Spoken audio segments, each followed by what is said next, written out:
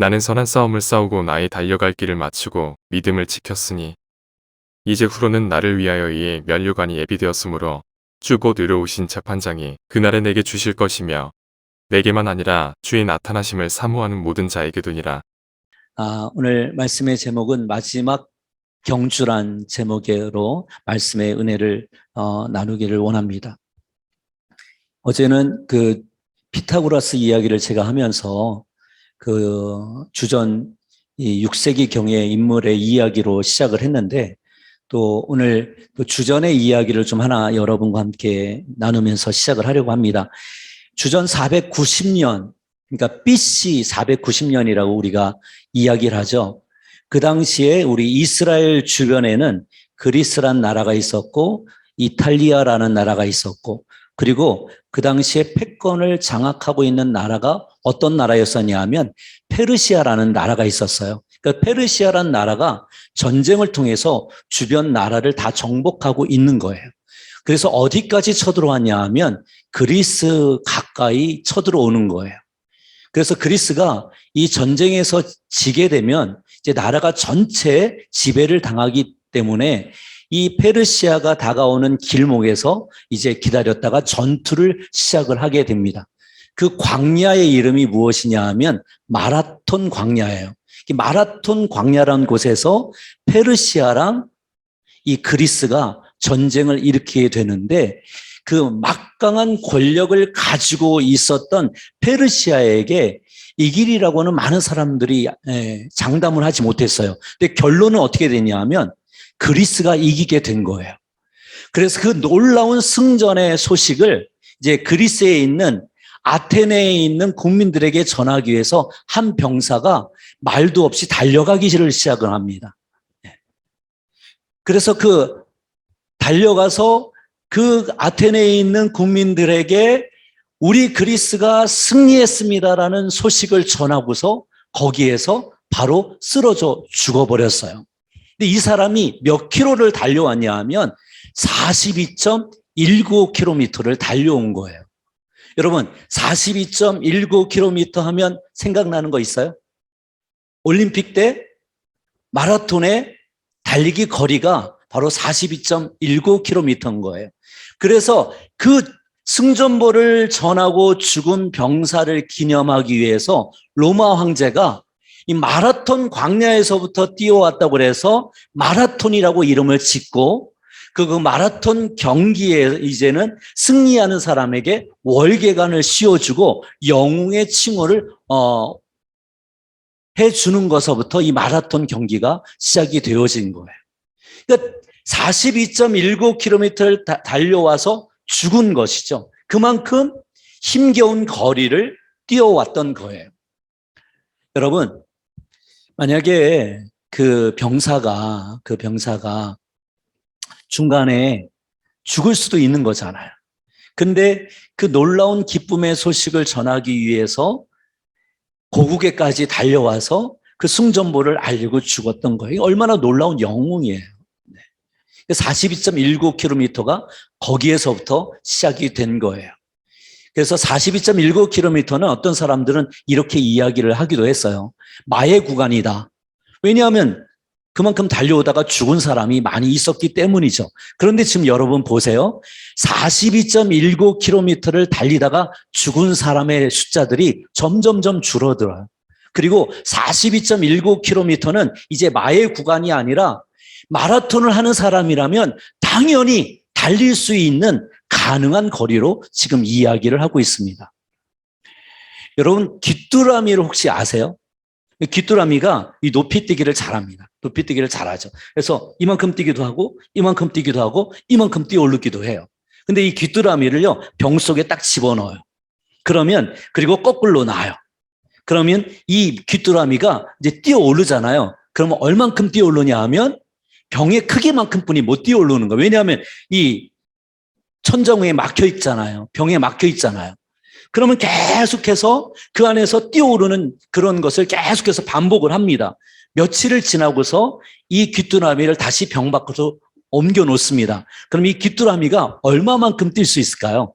참 재미있는 것은 아이러니한 사실은 이 귀뚜라미가 벽 높이까지 분이 못 뛰어오른다는 거예요. 이 사람이 왜 그러냐면 자기가 계속해서 병의 높이만큼 뛰어올랐기 때문에 이제는 병이 없는데도 불구하고 이 귀뚜라미가 더 이상 뛰어오르지를 못하는 거예요. 또 재미있는 실험이 하나가 있어요. 코끼리가 있어요. 코끼리가 막 다니잖아요. 근데 이 코끼리를 잡아요. 그리고서 박아놔요. 그리고 거기에 줄을 묶어요. 그리고 코끼리 발에도 줄을 묶어놔요. 그러면 코끼리가 이제는 계속해서 어디를 왔다 갔다 하는 거예요. 그 박아놓은 그 곳에 주위를 계속해서 왔다 갔다 하는 거예요. 근데 참 재미있는 사실은 이제 그 코끼리에 걸려있던 밧줄을 발에서 풀어놓아서 다니게 하는데 이 코끼리가 마음껏 다니질 못하는 거예요. 그리고서 그냥 그 자리만 빙빙 돌기를 시작을 하는 거예요. 참 재미있는 사실이죠. 여러분 혹시 가스라이팅이라는 소리를 들어봤어요? 자기도 모르는 사이에 그 사람이 하는 말에 따르게 된다는 거예요. 그 사람 말을 따르지 않고 자유롭게 생활할 수 있는데도 불구하고 다른 사람이 볼 때는 왜 저렇게 생활을 하지? 왜 저렇게 답답하게 생활을 하지? 왜 그 사람 말만 따르면서 생활을 하는 거지? 라고 생각하지만 이미 그 사람의 생각은 그 사람에게 조종당하고 있다는 거예요. 그 사람은 이렇게 연약한 존재라는 거예요. 동물들도 마찬가지예요. 제한을 하고 경계를 정하고 더 이상 너는 할 수 없어라고 얘기를 하게 되면 거기에서 멈추게 되는 것이 사람이라는 거예요. 저는 여러분에게 오늘 아주 중요한 이야기를 하고 싶어요. 한번 따라하겠습니다. 하나님께서는 우리를 자유롭게 하고 싶어 하세요. 하나님께서 우리 사람을 만드신 이유는 조종하기 위해서, 우리를 못 살게 굴게 하기 위해서, 우리를 통해서 뭔가 하나님을 위해서만 헌신하며 살면서 죽도록 고생하다가 죽도록 하기 위해서 하나님께서 우리를 만든 것이 아니라는 거예요. 여러분 천지창조했다고 하는 말을 들어봤잖아요. 첫째 날부터 여섯째 날까지 하나님께서는 사람을 먼저 만들지 않으셨어요. 해와 달과 별과 바다와 온갖 종류의 모든 것들을 다 만들어 놓으시고 사람이 생활할 수 있는 모든 것들을 다 만들어 놓은 후에 맨 마지막에 누구를 만드셨어요? 사람을 만드셨어요. 하나님께서는 이 모든 것들을 다스리고 정복하고 누리게 하기 위해서 사람을 만든 거란 얘기예요. 하나님이 사람을 창조하신 목적이 거기에 있는 거예요. 그런데 사람이 살다 보니까 죄 때문에 자꾸 제한이 걸리는 거예요. 죄 때문에 스트레스가 생기는 거예요. 죄 때문에 사랑을 한다고 하면서도 진정한 사랑을 할 수 없게 되는 거예요. 그러니까 하나님이 그것이 너무 안타까우신 거예요. 자유케 하기 위해서 사람을 창조하시고 다스리고 정복하고 즐겁게 살게 하기 위해서 이 세상에 사람을 창조했는데 죄 때문에 그렇게 살아가지 못하는 그 모습을 너무너무 안타깝게 생각하시는 거예요. 그래서 하나님께서는 선지자들을 보내서 계속해서 자유롭게 살아갈 수 있는 기회를 많이 허락을 하셨어요. 하나님의 메시지를 전하게 하셨어요. 예언하게 하셨어요. 그런데도 그 순간에만 잠깐 하나님의 말씀을 들을 뿐 자기 마음대로 생활을 하다가 결국에는 죄의 사슬에 매여서 죽게 되는 일들이 생겨나는 거예요. 그래서 마지막에 누구를 보내시는 거예요? 그렇습니다. 바로 예수 그리스도, 바로 그분을 보내주는 거예요. 예수님이 누구세요? 예수님은 하나님 자신이세요. 하나님 자신이 자신을 내어주신 거예요. 그리고 그것을 통해서 죄의 올무에 빠져있는 저희들에게 진정한 자유를 주기 위해서 그 예수님을 믿는 사람들에게 사랑을 하더라도 진정한 사랑을 할 수 있도록, 누리더라도 진정한 누림이 무엇인지 깨닫게 할 수 있도록 우리 예수님을 보내주신 거예요. 저는 제가 이 필리핀 땅에 와서 선교하고 목회를 하는 가장 중요한 이유는 뭐냐 하면 세상 사람들이 얼마나 열심히 사는지 몰라요. 한국 가니까 더 열심히 살아요. 필리핀에 있는 친구들은 공부를 열심히 나름대로 하잖아요. 한국 가니까요, 마치 공부를 전쟁처럼 하는 아이들이 얼마나 많은지 몰라요. 놀랐어요.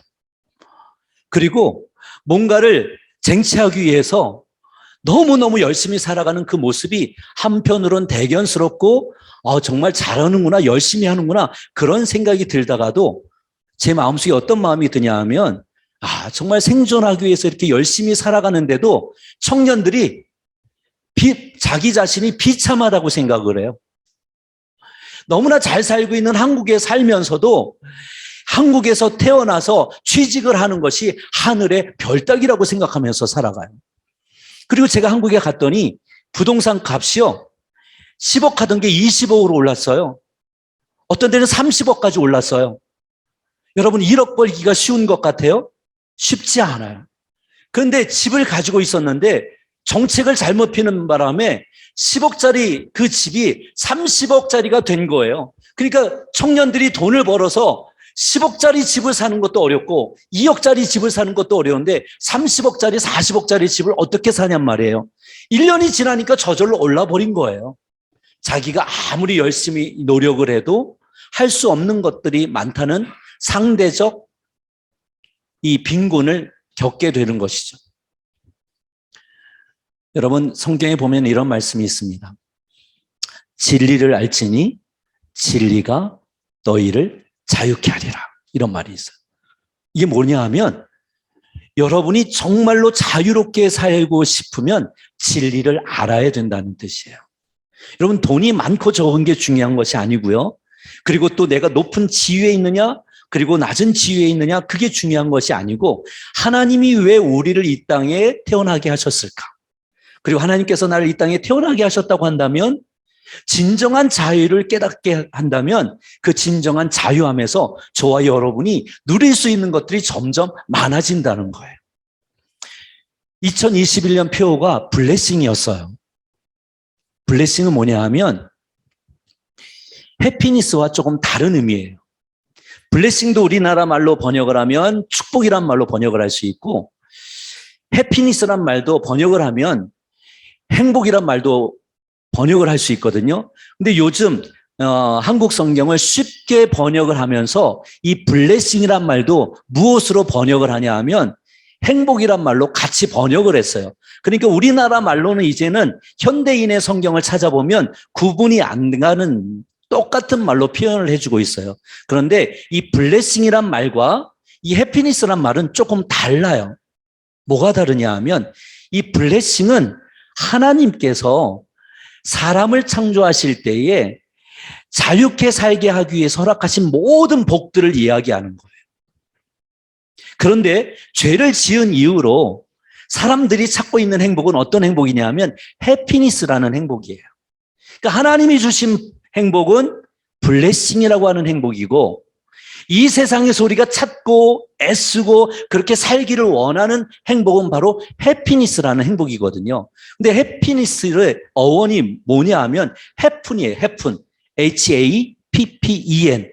해픈이 뭐예요? 우연히 어떤 일이 일어나는 것을 해픈이라고 그래요. 그래서 어떤 사건이 일어나면 해프닝이 일어났다고 그렇게 얘기를 하잖아요. 해프닝이 일어났다고 그래요. 그러면 어떤 일이 일어났는데 내게 좋게 다가오면 그게 해피니스가 되는 거예요. 어떤 사건이 일어났는데 그게 내게 좋게 이루어지면 해피니스가 되는 거예요. 어떤 사람이 나에게 선물을 줬는데 내가 기분이 좋아. 그럼 그게 해피니스가 되는 거예요. 근데 어떤 사람이 나에게 선물을 주는데 내가 좋아하지 않는, 싫어하는 사람이 선물을 줘요. 근데 그 선물은 마음에 들어도 그 사람 때문에 마음이 상해버려요. 그러면 그게 해프닝이었는데 내게 기분 좋은 것으로 다가오지 않으니까 해피니스가 되어지지 않는 거예요. 내 사랑하는 사람이 바로 옆에 있어요. 근데 그 사랑하는 사람이 내 마음을 불편하게 했어요. 해프닝이 생겼어요. 내 사랑하는 사람인데도 불구하고 그 사람 때문에 내 마음이 불편해졌어요. 그러면 그 순간은 뭐 하지 않아요? 해피니스 하지 않는 거예요. 그러니까 이 세상에서 추구하는 행복은 내 기분에 따라 좌우가 되는 거예요. 아무리 세상 사람들이 좋은 일이 일어나도 내가 기분이 나쁘면 기분이 나쁜 거예요. 그게 행복하지 않은 거예요. 그러니까 하나님께서 주시는 행복과 세상에서 주는 행복은 똑같은 단어를 사용해도 가만히 생각해 보니까 다른 거예요. 그 성경에서 말하는 행복은 어떤 행복이에요? 블레싱이에요. 블레싱. 내 기분과 상관없이 하나님이 주시는 것 자체에 대해서 그것을 믿음으로 받아들일 때 내 마음이, 내 기분이 컨트롤 되어지는 거예요. 그래서 하나님께서 내게 이 상황을 왜 주셨을까? 내가 사랑하는 사람인데도 왜 내 마음은 지금 불편한 것일까? 왜 저 사람은 내가 싫어하는 것이지? 왜 저 사람을 내가 미워하는 것이지? 왜 저 사람이 내게 하는 행동이 더 내 마음을 불편하게 하는 것이지? 하면서 그 상황 속에서 하나님이 이 상황 속에서 주시기를 원하는 블레싱이 무엇인지 믿음으로 찾아가게 되면 그것을 축복으로 받아들일 수 있는 놀라운 은혜가 생겨나고 내 마음이 다스려지기 때문에 진정한 자유함이 무엇인지를 깨닫게 되어지는 거예요. 히브리서 12장 1절 4절에 있는 말씀을 여러분에게 잠깐 읽어드리고 싶어요. 마지막 경주를 하기 위해서 우리가 꼭 필요한 것이 있는데요. 그게 뭐냐 하면 1절 4절까지 읽은 말씀을 읽으면서 오늘 좀 말씀을 좀 마무리를 하려고 합니다. 이러므로 우리에게 구름같이 둘러싼 허다한 증인들이 있으니 모든 무거운 것과 얽매이기 쉬운 죄를 벗어버리고 인내로서 우리 앞에 당한 경주를 하며. 성경은요, 달리기에 많이 우리의 믿음의 삶을 이야기를 할 때가 있습니다. 여러분, 정말로 여러분이 자유한 삶을 위해서 놀라운 하나님의 축복을 누리는 사람이 되고 싶다고 한다면 첫 번째로 기억할 것이 있어요. 그것은 뭐냐 하면 벗어버릴 줄 알아야 돼요. 1절을 제가 다시 한번 읽어보겠습니다. 모든 무거운 것과 얽매이기 쉬운 죄를 벗어버리고, 벗어버리지 않으면 여러분은 아무리 열심히 살아도 여러분은 행복할 수가 없어요. 제가 한국에 가면 청년들을 많이 만나거든요. 학생들을 많이 만나거든요. 그러면 한국에서 그렇게 잘 사는데도 불구하고 행복하다고 이야기하는 사람이 별로 없어요. 없어요. 엄마 때문에 불행하다고 그래요. 아빠 때문에 불행하다고 그래요. 돈이 없어서 불행하대요. 내 뜻대로 되지 않아서 불행하다고 그래요. 앞으로 어떻게 살지 몰라서 불안해서 불행하다고 그래요. 이 모든 것들이 바로 어떤 것과 연관이 돼 있다고 성경은 이야기하냐면 죄라고 이야기하는 거예요. 근데 이 죄는 우리가 생각하는 죄와 다른 거예요. 성경에서 말하는 죄는 바로 우리가 이 세상에 태어나면서부터 우리는 죄된 세상 속에서 태어나기 때문에 우리가 이 세상을 살아갈 때는 죄 가운데 살아간다는 뜻이에요. 그러니까 아무리 열심히 노력하고 애써도 그 노력하고 애쓰는 것이 나에게 항상 행복감으로 다가와 주지 않는다는 것을 의미하는 거예요. 그렇기 때문에 여러분은 인생을 살아가다 보면 점점 여러분을 누르는 무거운 것들이 있게 돼요. 그리고 여러분을 힘들게 만드는 얽매이는 스트레스 같은 것들이 있게 돼요. 그럼 그런 것들을 벗어버릴 수 있는 사람이 되어져야 된다는 거예요. 그래서 여러분이 2021년을 이제 마무리하고 2022년을 새롭게 시작을 하는데 여러분을 힘들게 하고 있는 것이 무엇입니까? 여러분을 답답하게 하고 있는 것이 무엇입니까? 여러분을 막 얽어매고 있는 것이 무엇입니까? 그것을 벗어버리는 사람이 되어져야 돼요. 그것이 아주 중요한 첫 번째 핵심이에요. 두 번째는 2절 말씀을 제가 읽어드리도록 하겠습니다. 믿음의 주요 또 온전하게 하시는 이인 예수를 바라보자. 한번 따라서 하겠습니다. 바라보자. 여러분, 직장을 얻는 것이 목표가 되면, 직장을 얻게 되면 거기에서부터 허무하게 되어져요. 여러분 보세요. 사랑하는 사람을 막 싸우듯이 쟁취하듯이 얻게 되잖아요. 그 사람을 얻는 순간 허무해지고 그 사람을 사랑하는 부분에 대해서 더 이상 쟁취할 것이 없으니까 진정한 사랑의 수고를 해야 될 것이 무엇인지 알지 못하게 돼서 사랑하는 사람인데 그때서부터 아픔과 더 불편한 마음들이 많이 생겨나기를 시작을 해요. 여러분, 진정한 목표는 돈이 되어서는 안 되고 사람이 되어서는 안 돼요. 진정한 목표가 우리가 바라보아야 될 것이 예수 그리스도 그분이 되어야만 하는 이유는 뭐냐면 그분 안에서만 우리가 진정한 자유를 누릴 수 있기 때문에 그런 거예요. 그분을 바라볼 때에 내가 추구했던 사랑의 잘못된 부분들을 고쳐나갈 수가 있어요. 그분을 바라보며 나갈 때에 그분 안에서 진정한 자유를 누릴 때에 우리 가족을 통해서 하나님께서 주시는 진정한 행복이 무엇인지를 찾아 누릴 수가 있는 거예요. 그분 안에서 진정한 자유를 누릴 때에 내가 지금 공부를 하고 좋은 직장을 얻고 하는 이 모든 것들의 목적이 무엇인지를 발견할 수 있게 되는 거예요.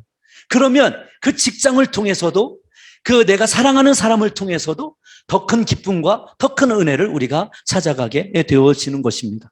그래서 성경은 이야기하고 있는 거예요. 바라보는데 중간중간 작은 것들은 목표예요. 근데 궁극적으로는 누구를 바라보아야 되냐 하면 예수 그리스도 그분을 바라볼 때 여러분이 진정한 자유함을 누릴 수 있다고 성경은 이야기를 합니다. 마지막이에요. 4절 말씀을 제가 읽어보겠습니다. 너희가 죄와 싸우되 아직 피 흘리기까지는 대항하지 아니하고. 싸우라는 거예요. 한번 따라서 하겠습니다. 싸워라. 싸우는데요, 옆에 있는 사람과 싸우는 게 아니에요. 우리 옆에 있는 사람 보고 인사하겠습니다. 당신과 싸우지 않겠습니다. 엄마와 싸우는 게 아니고 아빠와 싸우는 게 아니라 친구랑 싸우는 게 아니라 사랑하는 사람과 싸우는 게 아니라 자기 자신과 싸우라는 거예요. 조금 더 우리 교회 나온 지 얼마 되지 않은 우리 친구들이 많아서 그러는데 이거를 성경에서 뭐라고 하냐면 영적으로 싸우라는 거예요. 영적으로 싸우라는 거예요. 근데 영적으로 싸우기 위해서는 세 가지 대상이 있어요. 하나는 뭐냐면 자기 자신이에요. 자기 마음을 지키지 못하면 모든 것들이 싸움의 대상이 되어질 수밖에 없어요. 자기 마음을 지키잖아요. 그럼 정말로 싸워야 될 것이 무엇인지를 발견해 나갈 수가 있는 거예요. 두 번째는 뭐냐면 세상과 싸워야 되는 거예요. 세상은 여러분들을 성공하게도 만들어주지만 여러분을 실패하게도 만들어줘요. 그럼 성공할 때는 좋고 실패하면 힘든 거잖아요. 그러니까 성공과 실패를 통해서 여러분들을 좌지우지하게 만들어버린단 말이에요. 여러분들이 잘 나가면 좋은 건데 잘 나가지 못하는 사람들이 더 많잖아요. 지금 연예인 기획사들이 얼마나 많아요. 우리 딸이 지금 엔터테인먼트 회사 다니거든요. 그 큐브라고 하는 그 회사에 다녀요. 그러면은 제일 잘 나가는 연예인 기획사가 어디예요? JYP, 뭐 SM 막 이런 데잖아요. 얼마나 많은 연예인들이 있어요. 여러분 보세요. 한 해만 해도 연예인들 그룹들이 얼마나 많이 생긴지를 500개 이상이 생긴다. 500. 거기에서 성공하는 그룹은 한 개, 두 개 있을까 말까요? 그 나머지 애들은요, 올라가다가 다 떨어져 버리는 거예요. 그리고 여러분 요즘 보셨으면 알겠지만 TV 보니까 엄마는 아이돌이라는 프로그램도 있더라고요. 옛날엔 잘 나가던 사람들인데 지금은 엄마가 되어서 아기만 기르고 있어서 다시 한번 연예계 활동을 하기 위해서 엄마는 아이돌이라는 프로그램에 나와서 이제 다시 엄마를 중심으로 한 그런 팀을 만들기 위해서 그 기획한 프로그램이 엄마는 아이돌이란 말이에요. 그때는 그렇게 유명할 때는 잘 나갈 때는 자기들이 최고인지 알고 구름에 떠다니는 꿈 같은 생활을 했다가 그것이 끝나버리는 순간 허무해지고 죄를 짓고 감옥에 가고 마약을 하는 사람들이 얼마나 많은지 몰라요. 여러분 그런데 세상은 계속해서 최고를 이야기하지만 성경에서는 여러분이 최고가 되라는 이야기를 하지 않아요. 하나님은 여러분에게 뭐라고 말씀하시냐면 하나님이 여러분을 사랑하신다고 말씀하세요. 그리고 여러분이 최고가 되든 최고가 아니든 여러분을 끝까지 포기하지 않는다고 말씀을 해요. 세상 사람들은 포기를 잘하잖아요. 불같이 사랑했다가도 포기해버리잖아요. 하나님께서는요 결코 포기하지 않으시고 결코 놓치지 않으신다고 말씀을 하세요. 오늘 싸우는데 마지막으로 싸우는 싸움이 어떤 싸움이냐면 마귀와의 싸움이에요. 근데 그 마귀는 보이지 않는 건데 영적인 싸움이에요. 영적인 싸움이란 말이에요. 우리가 정말로 싸워야 되는 싸움은 바로 그런 싸움인 거예요. 그런 싸움인 거예요. 그런 싸움을 할 때 여러분이 세상 속에서 진정한 자유와 기쁨과 행복을 누리면서 살아갈 수 있다고 성경은 말씀을 하고 있습니다. 여러분, 크리스찬에게 있어서 마지막 경주는 어떤 경주일까요? 공부를 열심히 하는 것, 또 여러분이 좋은 직장에 들어가기 위해서 수고하고 애쓰는 것, 그런 것들은 우리의 모든 삶의 일부예요. 그것이 우리의 궁극적인 목표가 아니라는 것을 여러분이 기억하시고 우리의 믿음의 주요 온전케 하시는 예수를 바라볼 수 있는 여러분들이 되시기를 예수님의 이름으로 축원합니다.